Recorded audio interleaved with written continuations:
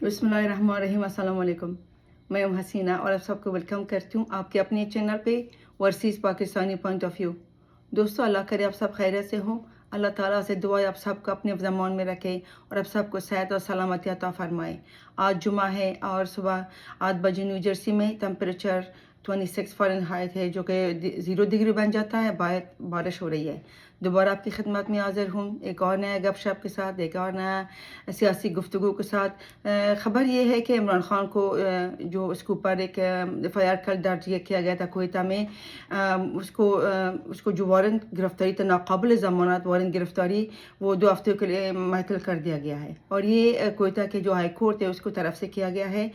Police तो magistrate का order लेके जमान पार्क के तरफ निकल गए, यानी कोयटा से लाहौर, लेकिन अभी पहुंचा नहीं था कि हाई कोर्ट की तरफ से, कोयटा हाई कोर्ट, बलूचिस्तान का हाई कोर्ट की तरफ से उसको 2 हफ्ते के लिए ये जो नाकाबिल ज़मानत वारंट गिरफ्तारी है ये मअतल कर दिया गया है। सो इमरान खान को एक और रिलीफ मिल गया। ये कोई ब्रेकिंग न्यूज़ नहीं है, इसलिए नहीं है भी और नहीं है। नहीं इसलिए कि रोज़ाना हम सुनते हैं कि एक तो मुकदमे दर्ज हो जाता है, पर इमरान खान को रिलीफ मिल जाता है।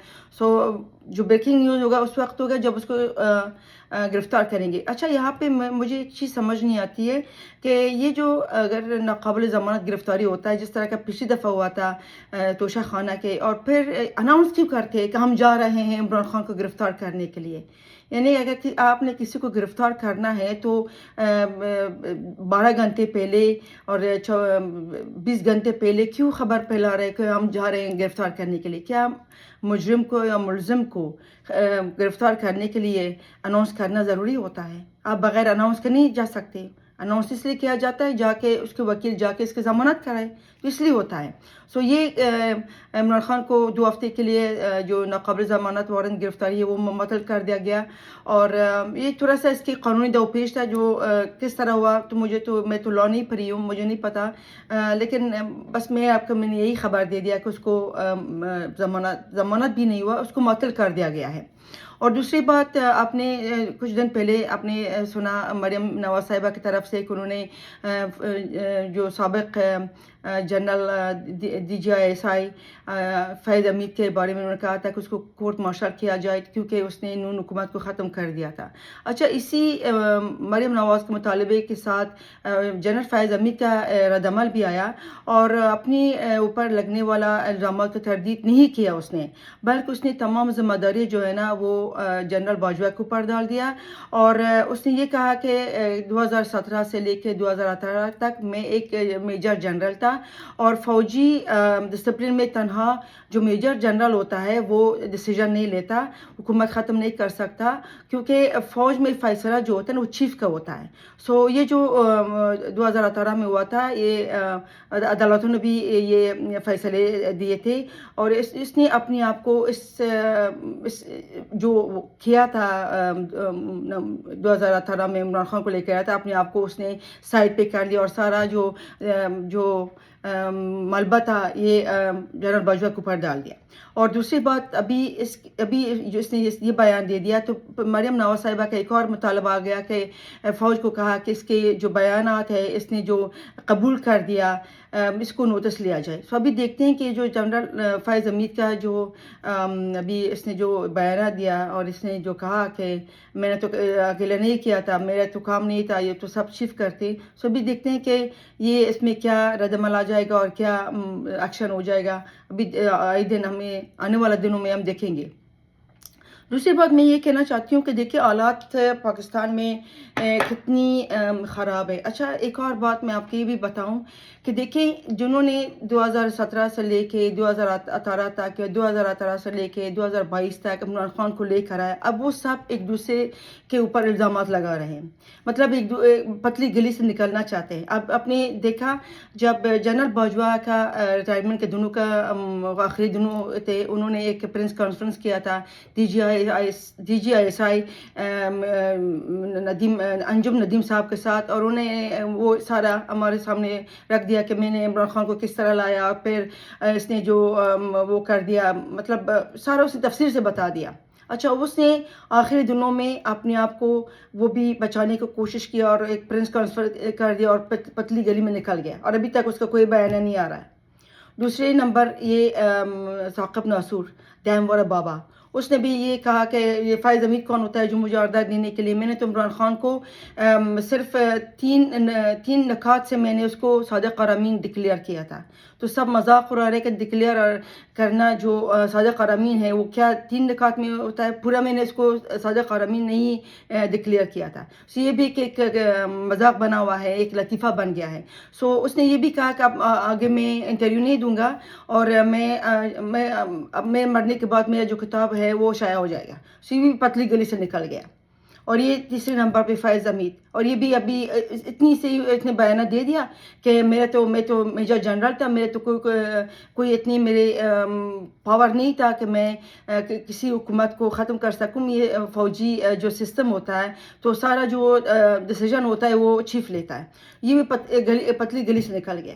یہ حالات ہے پاکستان کا، جنہوں نے اس فتنے کو لے کر آیا، 4 سال حکومت میں بتا دیا. پھر ابھی آج کا جو پاکستان کے حالات ہے، سیاسی حالات ہے، پاکستان کی اکانومی جو ہے نا، سارا جو سلسلہ ہے نا اسی عمران خان حکومت سے شروع ہوا ہے. تو یہ جنہوں نے پورا گروپ جو تھا انہوں نے جو اس کو لے کر آیا، اب وہ پتلی گلی سے نکل رہے ہیں. اس کو میں کہتی ہوں خیانت، اس کو میں غداری نہیں کہہ سکتی کیونکہ میں کسی بھی پاکستانی کو غداری کا لیبل نہیں لگا سکتے. میں کون ہوتی ہوں میں، لیکن اس کو خیانت کہہ سکتے کہ آپ لوگوں نے خیانت کیا. جو آپ کو پتا تھا کہ ایک آدمی جس قابل نہیں ہے، جو ایک سیاستدان نہیں ہے، جس کے اس کے سیاسی شعور نہیں ہے، جس کو اس کو کسی چیز کا شعور نہیں، انفارمیشن اس کے پاس نہیں ہے، مطلب ایک عام سا کرکٹر کو لے کر آیا اور ہمارے سامنے بتا دیا. اور وہ عام کرکٹر نے کیا کیا کارنامے کیا، کیا کیا کرپشن کر دیا. روزانہ ہم سنتے ہیں، روزانہ اس کے جو قصے کہانیاں سامنے آ جاتا ہے. پھر اس کو بچانے کے لیے پیچھے جو لوگ ہیں لگے ہوئے ہیں. سو یہ جو گروپس تھا انہوں نے بس تھوڑا سا بیانہ دے دیا اور کسی کونے میں بیٹھ گئے. لیکن پاکستان کو اور پاکستانی لوگوں کو کس حالات میں انہوں نے رکھا ہے آپ خود ہی دیکھ لیجیے گا. مہنگائی کہاں تک پہنچ گیا ہوا ہے.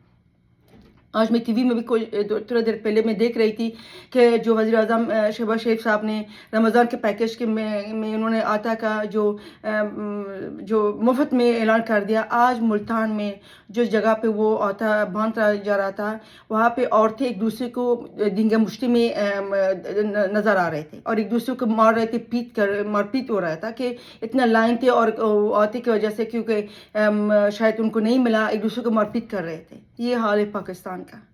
اب مار پیٹ بازاروں میں بھی پہنچ گیا ہوا ہے. یعنی اس قدر حالات خراب ہے. اور حالات کو دیکھیں کہ ابھی الیکشن بھی ہونے والا ہے، الیکشن کے لیے پیسے بھی چاہیے.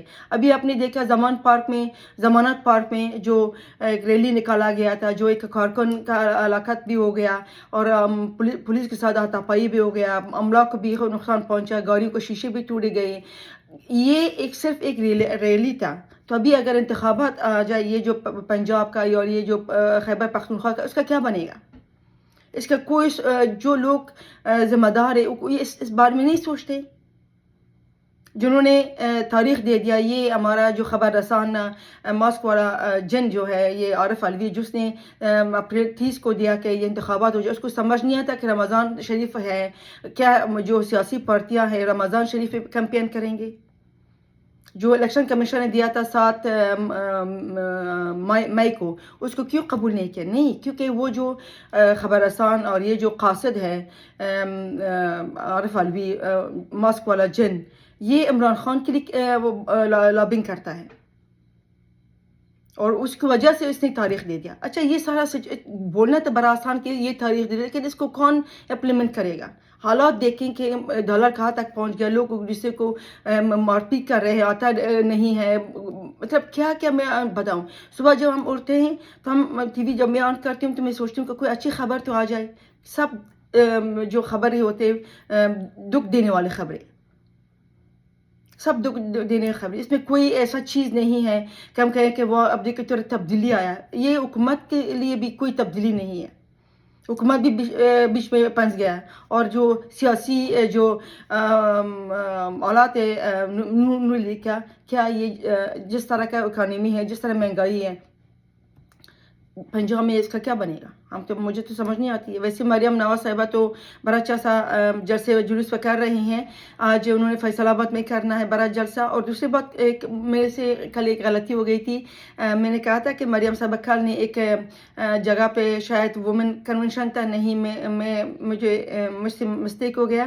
وہ تھا پنجاب ڈسٹرکٹ یوتھ کوآرڈینیٹر کا ایک بیٹھک تھا جو مریم نواز صاحبہ نے جو یوتھ تھے, ینگ یوتھ, ان کے ساتھ تھوڑا گپ شپ لگایا اور ان کو بڑا اچھا سا سمجھایا. دیکھیں اتنی سال سے جو ابھی مسلم لیگ کا جو ویسی بھی سیاسی جو حالات ہے نا اتنا اچھا نہیں ہے, لیکن جو لوگ مریم صاحبہ کا آنے کا جو کہتے تھے کہ یہ جو شاید خاقان عباسی نے اس کو تھوڑا برا لگا تھا کہ مریم نواز صاحبہ کو یہ عہدہ جو دیا گیا ہے ایز جو پارٹی کا جو اہم عہدہ ہے, وہ تھوڑا سا اس کو شاید برا لگا ہوگا. لیکن سوچنے والی بات یہ ہے نا کہ دیکھیں اتنی عرصے سے اب یقین کیجیے گا میں نے کبھی کسی مسلم لیگ نون کا کوئی عہدیدار کو یا کسی ارکان کو یا کسی ممبر کو میں نے نہیں دیکھا کہ ایک جگہ بیٹھ کے اپنے ارکان اسمبلی کو یا جو ان کے پارٹی کے جو کارکن ہیں ان کو کانفیڈنس میں لے لے.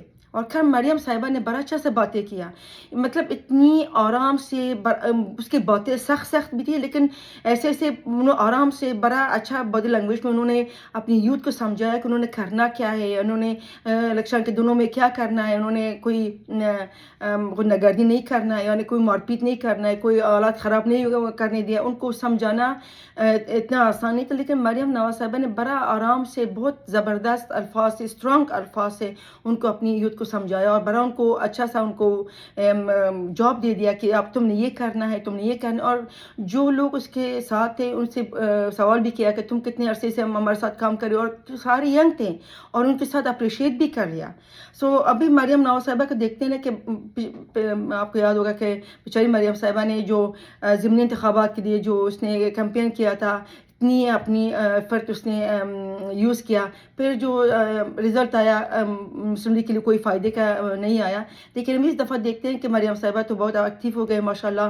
ابھی اگر مسلم لیگ کو بچانا ہے تو مجھے لگتا ہے کہ مریم صاحبہ نے ینگ یوتھ کے ساتھ دوبارہ مسلم لیگ کو دوبارہ اوپر لے کر جانا, کیونکہ بیچ میں بڑھ کر نیچے آ گیا تھا. عمران خان کے حکومت میں بھی کوئی اپوزیشن کا رول ادا نہیں کیا, ایک کمزور اپوزیشن تھا اور ابھی بھی کمزور حکومت. سو دوستو حالات پاکستان کا جس طرح ہم دیکھ رہے ہیں بہت دکھ والی بات ہے. میں نہیں بتانا چاہتی, مطلب اللہ سے دعا صرف کر سکتے ہیں, لیکن یہ ہے نا کہ الیکشن آنے والا ہے, پیسہ نہیں ہے حکومت کے پاس, سیکیورٹی چاہیے, حالات ٹھیک نہیں ہے, مہنگائی کا حالات دیکھے, لوگ ایک دوسرے کو گردن پکڑ رہے ہیں بھوک سے. اب اللہ کی طرف سے دعا کر سکتے ہیں کہ اللہ تعالیٰ یہ جو الیکشن ہے خیر سے گزر جائے اور جو پارٹی جیت جائے اس کو حکومت دیا جائے. دیکھیں لڑائی جھگڑے میں کچھ نہیں رہتا, ہم نے صرف پاکستان بچانا ہے, اپنی پارٹیز کو نہیں بچانا ہے, اپنی حکومتوں کو نہیں بچانا ہے, ہم نے پاکستان کو بچانا ہے. سو میں اس حق میں ہوں کہ جو پارٹی جیت جائے گا, کیونکہ عوام نے اس کو ووٹ دینا ہے, چاہے وہ پی ٹی آئی ہوگا, چاہے وہ مسلم لیگ ہوگا, چاہے وہ پیپلز پارٹی ہوگا, ہم کو ماننا چاہیے. اگر اس میں دھاندلی نہ ہوا, اگر اس میں عدالتی شامل نہیں ہوا, اگر اس میں فوج نے دخل اندازی نہیں کیا اور دوسری گروپ سے جو پیچھے سے لابنگ کرتا ہے اگر انہوں نے مداخلت نہیں کیا, شاید ایک اچھا سا الیکشن سامنے آ جائے. لیکن یہ الیکشن کا اللہ کرے یہ الیکشن خیریت سے گزر جائے. سو دوستو جو آئی دن مطلب 1 گھنٹے کے بعد یا 2 گھنٹے کے بعد یا 10 منٹ کے بعد پاکستان کے جو سیاسی حالات ہے کس طرح تک پہنچ جائے گا ہم روزانہ دیکھتے ہیں ٹی وی میں. سو اللہ خیر کرے گا انشاءاللہ تعالیٰ. آپ کے ساتھ آج کے لیے اتنا گپ شپ سیاسی گپ شپ تھا. اگلے ولاگ تک آپ سب کو حوالے کرتی ہوں. آپ میرے چینل کو سبسکرائب کرو, لائک کرو, شیئر کریں اور اپنی کامنٹس کو مجھے آگاہ کر دیجیے گا. اللہ حافظ. پاکستان زندہ باد.